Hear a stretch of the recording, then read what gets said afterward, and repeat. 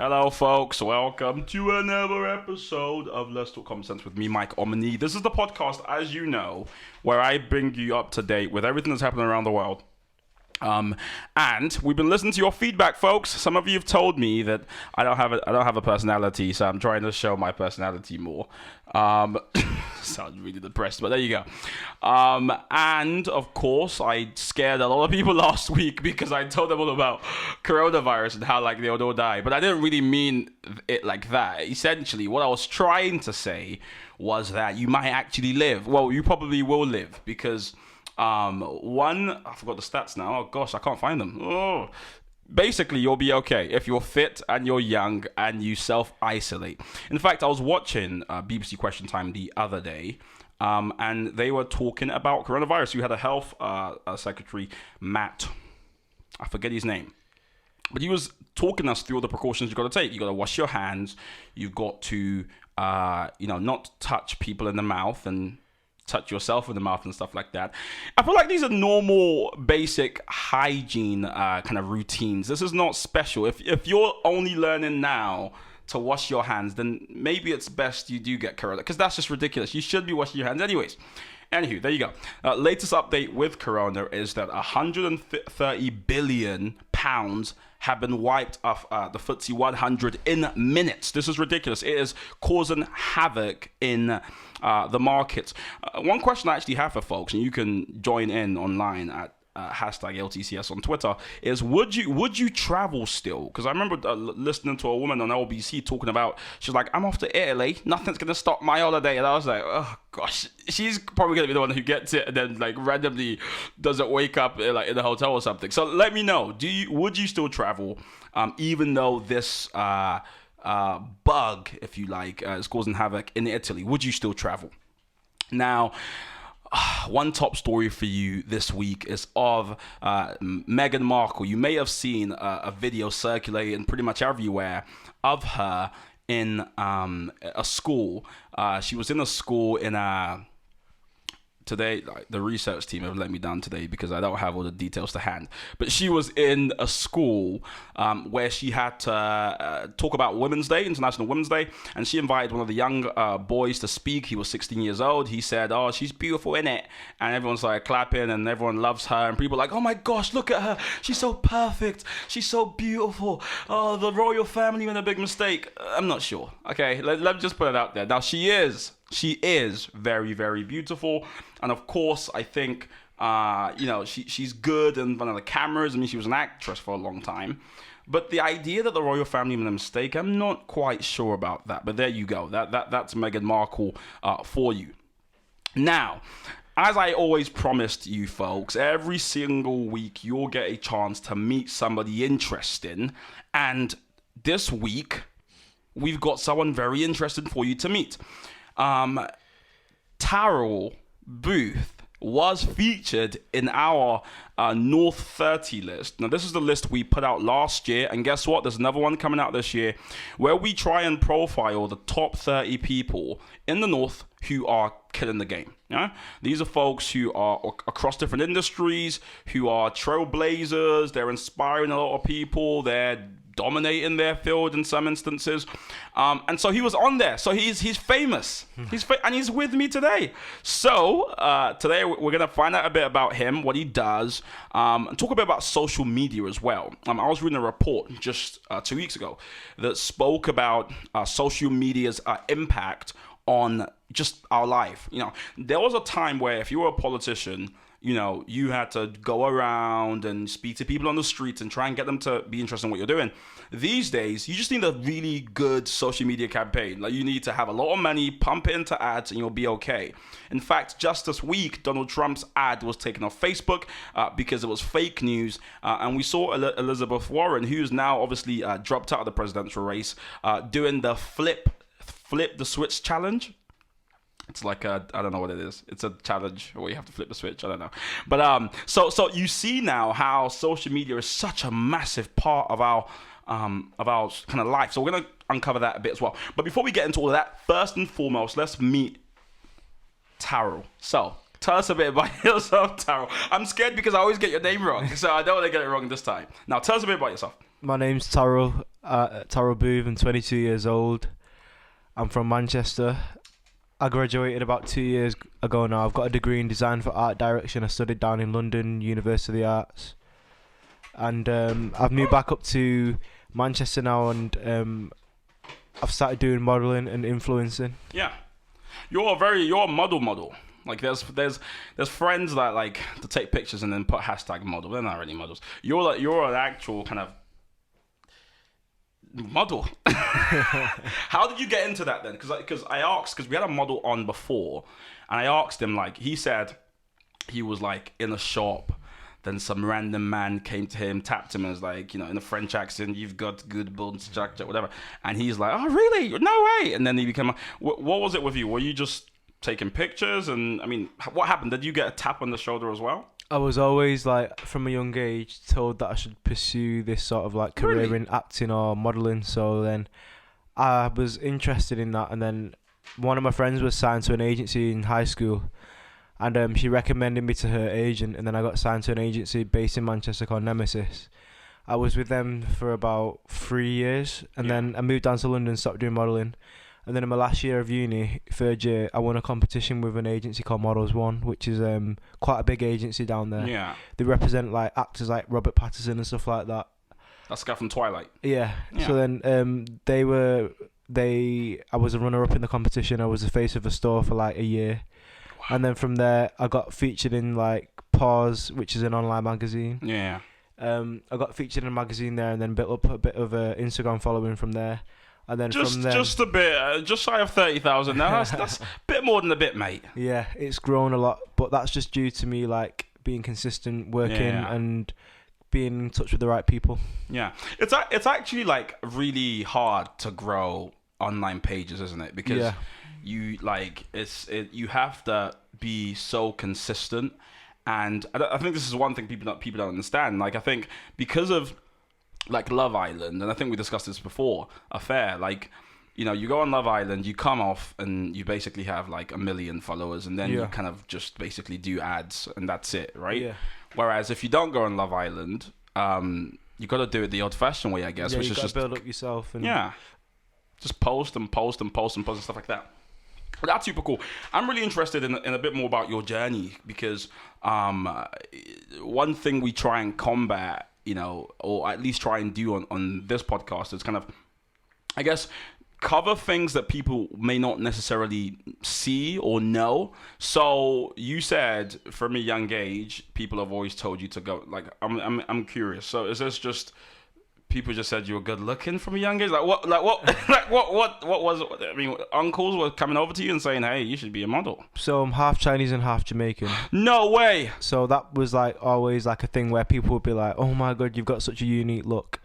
And then family members just used to say, "You should try modelling." And then it was never a thought. Like in school, to be fair, in school, I was always called Top Man, because people used to say to me, and I look like the models in the Top Man campaigns. Okay. So then everyone used to just call me Top Man from then it kind of just I was like, I'm gonna give this a go. Yeah. And once my friend recommended me to Nemesis, it just kind of felt right and enjoyable. And my mum always used to say to me, it's like, you never know, this is like an industry where it's hard to be in. You don't know if you're gonna have longevity in it and stuff like that. So I think once I got a taste of it and the things that you can do and like the money that you can make and like the reach that you can get and to people, I just knew it was like something that I wanted to focus on. And even though I stopped focusing on it for a bit, it still come back to me again. So I just kind of knew it was kind of the industry that I wanted to go down.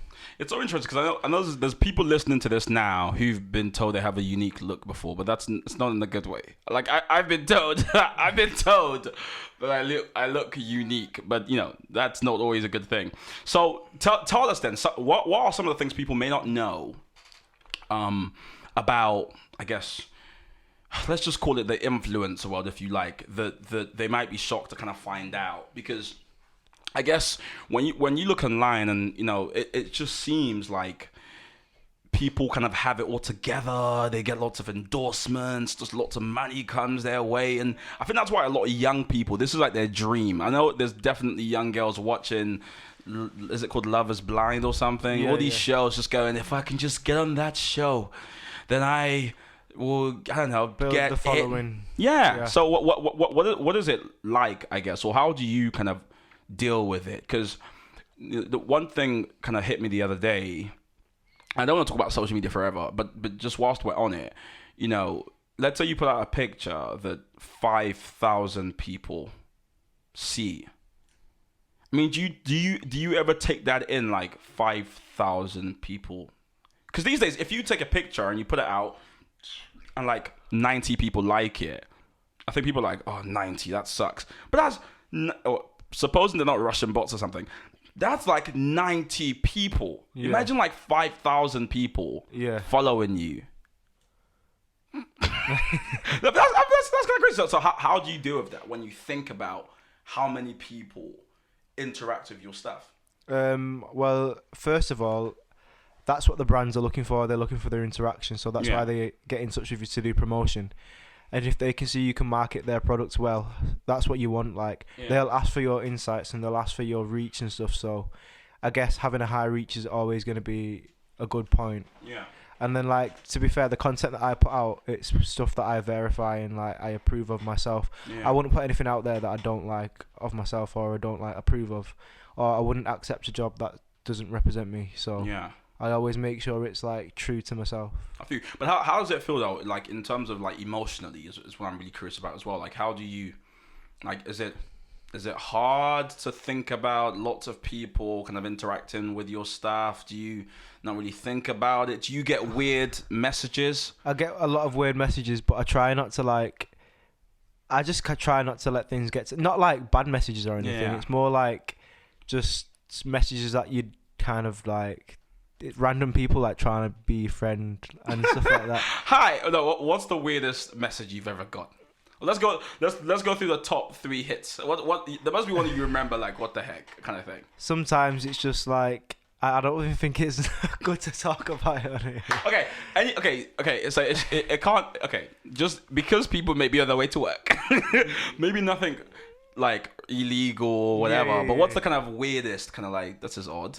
Just someone's messaged me before saying, "I'll give you all my savings." And I was like, what? You'll give me all your savings? Tell me you said yes. I didn't reply to it. I just didn't reply to it because I just think, wow, people are... They just wanted to give you their savings? Yeah, like messages like that, or like I'll fly you out to wherever I am and stuff like that. Okay, that's a result, no? You don't think so? It is, but like it's like... it's not the kind of attention you want from like... Yeah. So how do you deal with that then? Because... no one's ever offered to give me their savings. If they have, I will take it and I will disappear. So I've never had it. So I've never really had to deal with it. But how do you deal with it? I honestly don't reply to it. Really? I just don't reply to it because I just think this is not going to go anywhere. Like I only reply to like friends or like genuine people that I know I'm going to be able to connect with and probably make a difference with, like with you. I didn't really know you before this, but I knew we had intentions to do so because you're doing well with your news network. Oh, come on. Like no, I'm not. I'm joking. Yeah, we're doing okay. But yeah, I try and keep it like authentic. People like that, it's just mainly like they just want a conversation out of you, just to say that they've had a conversation with you. I think. Yeah. That's another thing that must be quite interesting. I imagine people must, well, I don't know, but this is just the imagination, I guess. In that world, people must, it's probably really important who you associate with. Yeah. So people want to be seen with certain people, or you want to take a picture of this person because then that gets you their audience and all that kind of stuff. People kind of like, so say maybe someone messaged me and then I feel like from that they'd instantly think we're friends when we're not really, because we haven't met each other. This is it. So they'll think we're friends and then maybe things will get like mixed up and I don't like sending out the wrong message as well. So it's so funny because I was talking to, I made a tweet that I think got viral, but you know, I don't know, like 400 retweets or something at the time, and it caused a lot of discussion because what I tweeted was, I said I'm a boy, I'm a lad's lad, I'm a let's go to the gym, whatever, right? And I said all my best friends I've like fought with.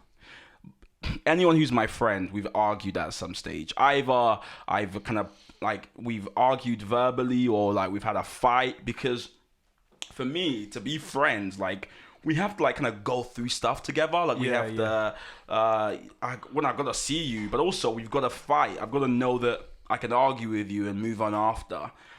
And then you've got all these people, all these random people online, or I've got like what 15k people online, and some of them again DM, and because some of them like you start noticing like there's like maybe like 12 people who always share your stuff, always whatever, and then they start messaging you like, oh yeah man, we should chill. I'm like, we're not friends.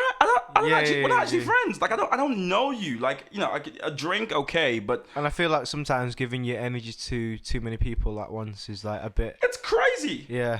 Imagine replying to everyone who DM'd you. You couldn't. Yeah. Like, it's actually too much. But yeah, I've always found that interesting. And I think, obviously, because social media isn't going anywhere, like, we have to actually talk more about this, because it's here to stay. Yeah. And pretty much how you manage that is going to mean... Because I imagine once you get to...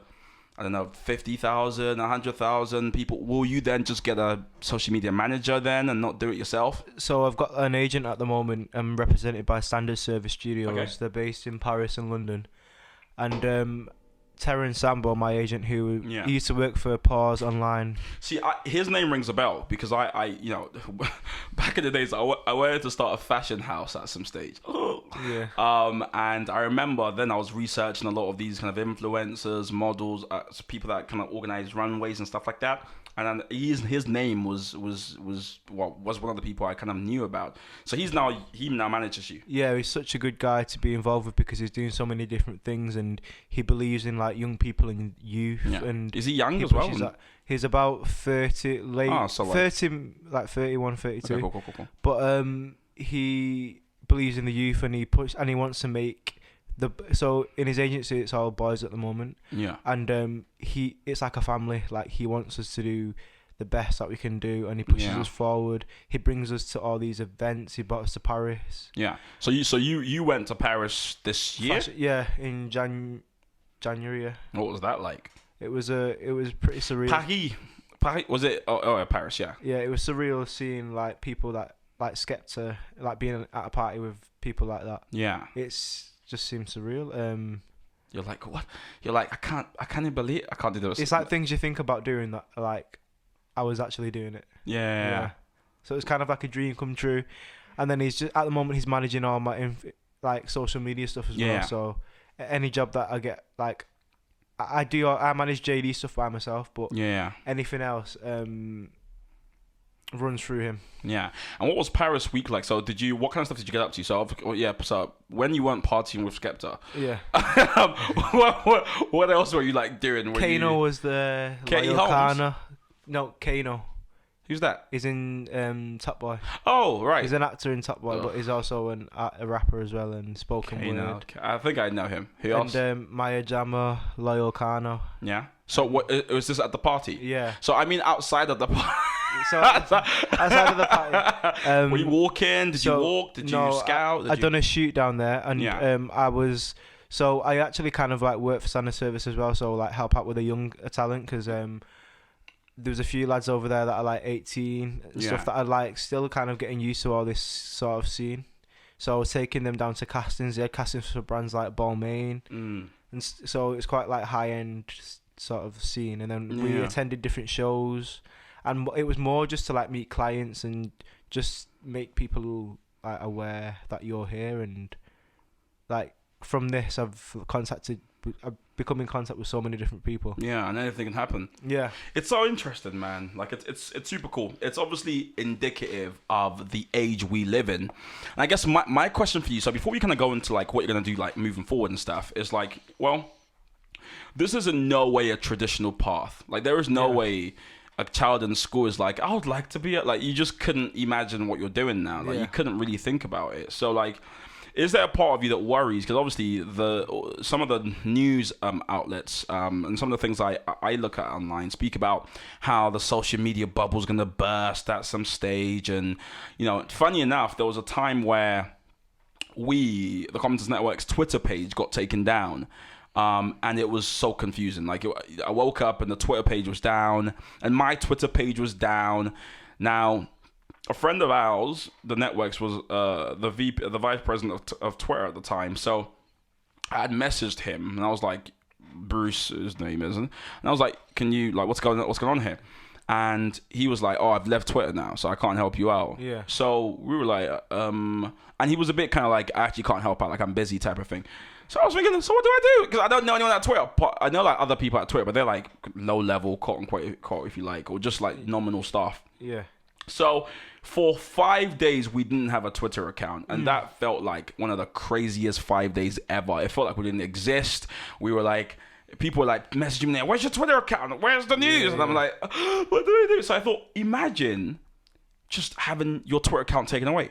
Yeah. Like, imagine having your Instagram just taken away. Yeah. Like, what would happen? So do you ever worry that, like, what would happen if everything just stopped, or like, you know, Instagram just said, you know what, we're done? Yeah. I've always wanted to ask people who like are doing well on social media this question, because I'm like, well, do you have a plan B? Like, do you have like a separate account somewhere? Do you have, like, what happens if your social media accounts, your Twitter, your Instagram just gets taken down? I do worry about stuff like that, to be Yeah. fair, but I don't have a separate account or anything, to be fair. I should do that, but I always just like make sure I do security, so if anyone tries to do that sort of thing, Yeah. it's like they know it's me. But I do get anxiety about that stuff when I do think about it, because it is kind of like a career now. Like, that's how I'm getting my money. Yeah. And that's how I'm getting known. It's like basically it would be like a platform taken away from me. Pretty much. But that's why I've went to university. That's why I've got a degree. And There you go. what I'm doing on social media now, I'm basically doing art directing my Pretty much. page. Pretty much what you studied, basically. Creating campaigns for brands. I'm Yeah. doing the whole art direction for that. So in a way, it is something that is just giving me an even further push. But I'm kind of already doing that anyway. So Yeah. if all ended with that, I think my next stage would be to go and intern for a brand and do like art directing there. I think you'll be fine. I think you're not the typical type of you know, just good looking girl who like has lots of followers. That kind of thing. You're not that kind of whatever. You've got other things in the bag, which is quite interesting to me. So these other things. So I know you act, or like you're. Well, it's something that I want to pursue. I'm in the middle of doing acting lessons right now. So. Oh, how is that going? A friend of mine, I won't name him. He works in the city in Canary Wharf. Yeah. Randomly messaged me. Well, we met up actually, and he said, what did he say? He said like he wants to pursue acting, so he's going to acting schools and stuff like that. After work, he's going to art acting school, I think it's called, whatever it's called. So you're doing that as well. Yeah. What is it like? It's obviously different from... I done performing arts in college. Okay. And it's different from that because it's just you one-on-one with a coach. Yeah. And it's more hands-on and like... I kind of know like the background around like the whole performing arts history and everything, but now it's more like working on yourself as a person, like... So even down to like how you speak. So for auditions, you need to know like a variety of Can you do accents? Not really. So that's why you get. Like You're lucky you said that. I was about to test you. So that's why you get like a voice coach and stuff like that. But so far, I've only done one session. So okay, gosh, yeah, I can't do too much testing. I'm trying to imagine you being in. So what kind of stuff would you want to be in? Like screenplay, like sort of things like anything like that. Not EastEnders, like documentary kind of based films, short films, series, but nothing like a soap. This is so not a soap. Not a soap. This is cool. I love stuff like never this. Say never, to be fair. Yeah, I mean, if EastEnders comes along or like Coronation Street, might be the guy. What I love about this is I want this to age really well. I would love it if 3 years, 4 years, whatever it is from now, you're in some blockbuster film and people like wheel up this random podcast and say, remember when he was doing his first acting lesson?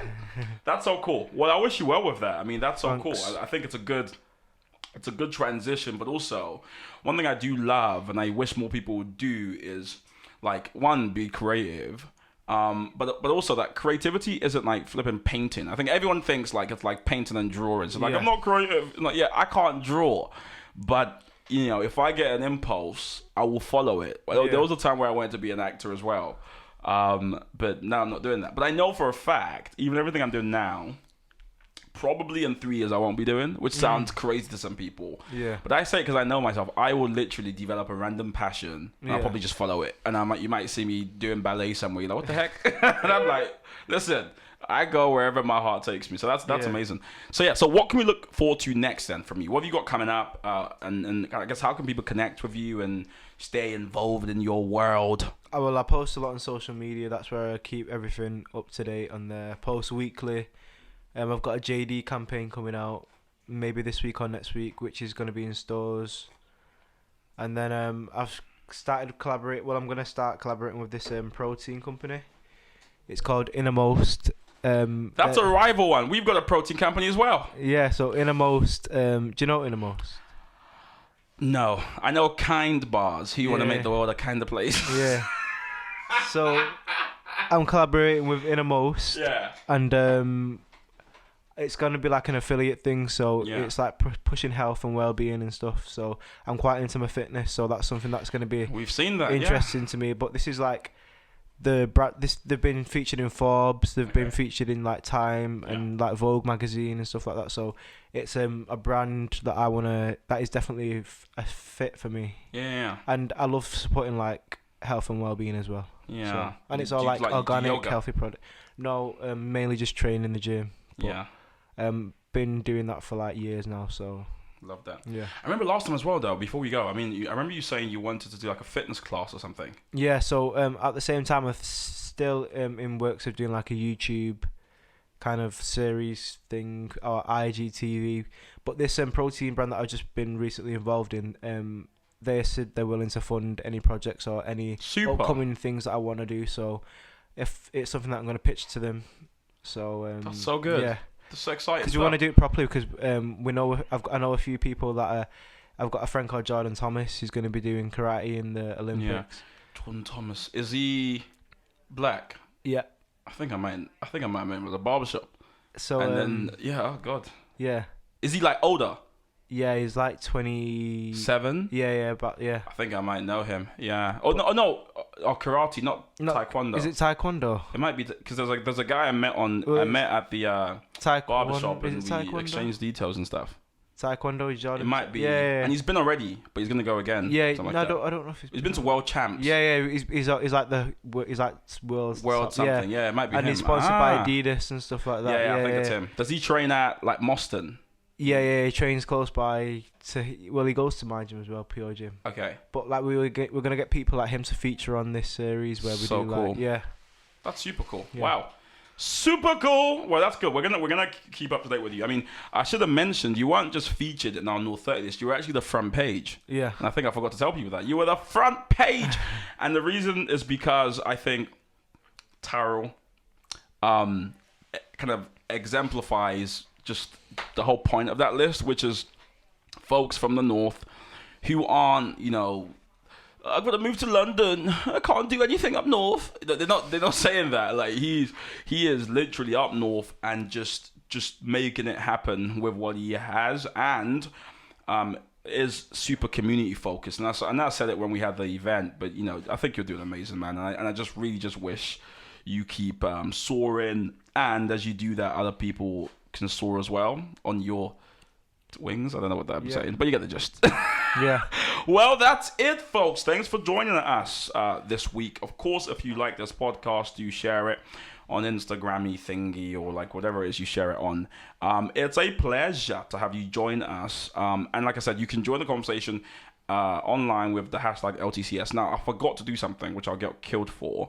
This podcast is brought to you by the Commentators Network, which is a network that creates online and offline spaces for people who disagree to come together and share and learn from each other. So, I'm still waiting. Not only I'm going to declare a competition open. And the competition is for who can give me like a good sign out, because I'm really bad at saying bye. I'm like, take it. But if you can find like a nice, cool way to end the podcast, send it to me at hello@tcsnetwork.co.uk. Now, that's it, folks. Have a great week. Bye-bye.